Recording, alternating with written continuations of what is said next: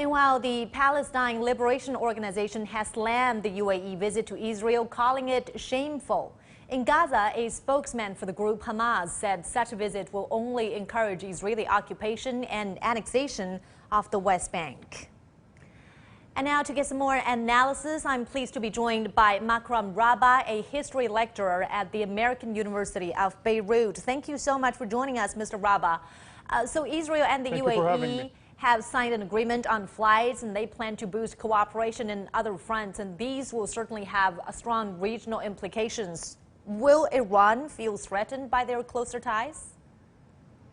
Certainly, Iran has been threatened by such an important move, not only because of the military aspect, but rather that the whole rhetoric of the so-called attempt to destroy Israel has been shattered. And this repetition of the fact that we are doomed to be in a constant state of conflict has been affirmed that one could make more money by cooperation rather by conflict. Not to mention that the presence of a kind of a security coordination between Israel and the UAE would definitely stop any attempts by Iran to infiltrate the UAE or to try to do any security incidents like it had attempted over the years. Yeah, and in the meantime, Washington is also pushing the UAE to buy its F-35 fighter jets, and that would go against decades of U.S. policy in the region, which has always worked to maintain Israel's military superiority over its neighbors. So why is the Trump administration doing this? Well, since day one, Trump has been really clear about this, that his relationship with the Arab world has to do with money. And he has addressed the Saudis by asking them to buy weapons to make the region safer, as well as to boost American economy.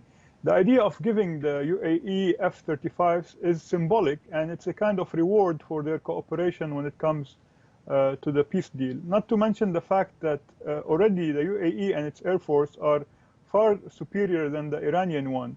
And given that there is no future conflict between UAE and Israel, the UAE having and operating the F-35 makes them members of an exclusive club, which is only limited to the Israelis at the moment. And I think the F-35 will be an additional signal to the Iranian Revolutionary Guard that they need to behave, or they will be not only hit by the UAE, but by the regional alliance against Iran and its ever-growing expansion.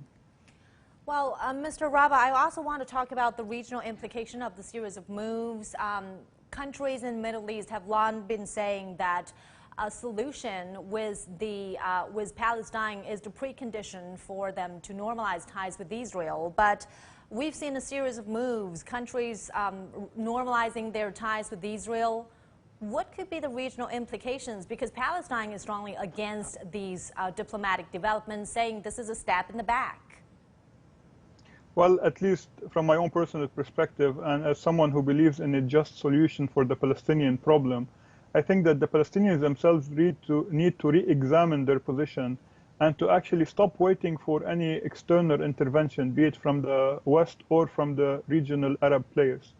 The Arabs will support Palestine when Palestine takes the lead on this, just like they did in Oslo. And more importantly, even if there is normalization and peace between some Arab countries and Israel, this doesn't mean that the rights of the Palestinian people are no longer on the table. We should re-examine our approach to the whole Arab-Israeli conflict and start by basically containing and pushing back Iran, which has been very destructive when it comes to the Arabs actually trying to help Palestine or help the Palestinian people. All right. Thank you so much for your analysis, Mr. Makram Rabah. Appreciate it. And now let's also take a look at some other major news making